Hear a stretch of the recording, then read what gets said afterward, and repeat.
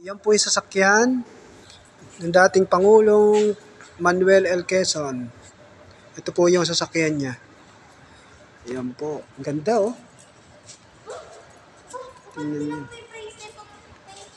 Oo. Wait. Yan po ang sasakyan ni Manuel L. Quezon noong panahon niya. Ito naman po ang sasakyan ni Pangulong Laurel at Osmeña. Ito po. Yan po. Ang mga sasakyan po nila, Pangulong Laurel at Pangulong Osmeña. Oh, wait lang nak. Mablog ko lang to. Hindi, iniisa-isa ko nga eh.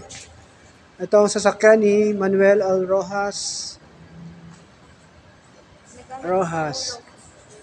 Dating Pangulo. Oh, ganda rin oh. Mga limousine.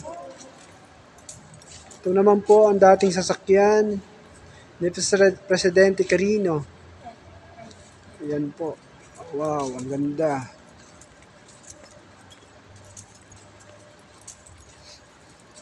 Ito po ang dating sasakyan ng Pangulong Magsaysay. Ayan. Ang ganda oh. Historical talaga ito. Historical. Ito ang sasakyan ni Macapagal. Ito parang sasakyan ni Batman, no? Ganda, oh. Ito sasakyan ni Pangulong Macapagal. Tatay ni Presidente Gloria Macapagal Arroyo. Ito naman po ang dating sasakyan ni Pangulong Ferdinand Marcos. Ayan po. Mahaba.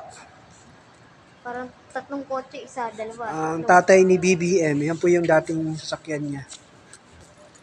Lawak, ang laki. Like and share. Like and share. Ito po ang dating sasakyan ni Corazon Aquino. Ito po ang dating sasakyan niya, Mercedes-Benz. Dating Corazon Aquino.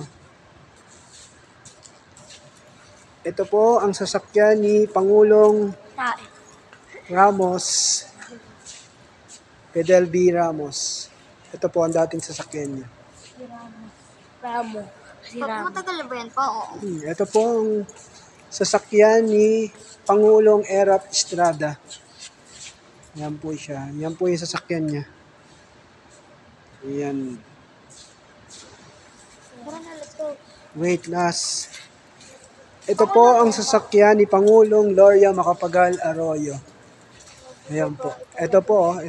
Ang laki rin po. Ayan po. Tagal na pala yan pa.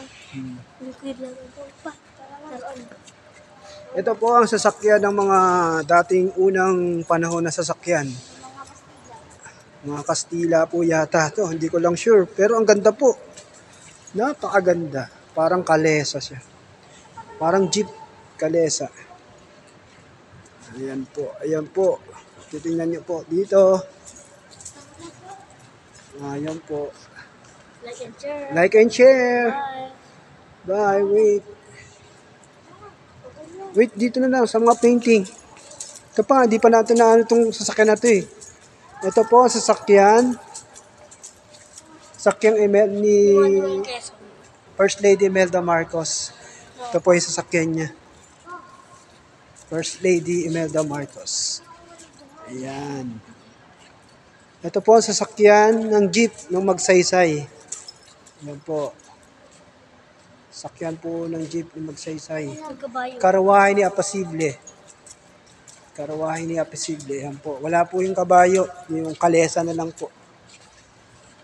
Nasa museum po kami ng Circle. Ito po ang dating sasakyan ni Douglas MacArthur. Ito po yung ginamit niya na sasakyan. Ang ganda. Napakamaganda. Ayan po. Last na to anak.